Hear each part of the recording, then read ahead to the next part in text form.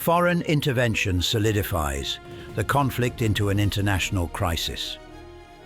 Trust in the state corrodes, from police failures to political fragmentation.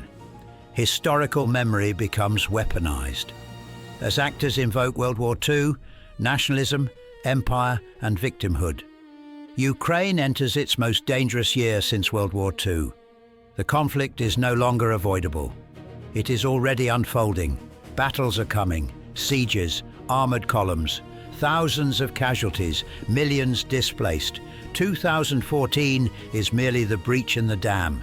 The violence of 2014 is more than a national tragedy.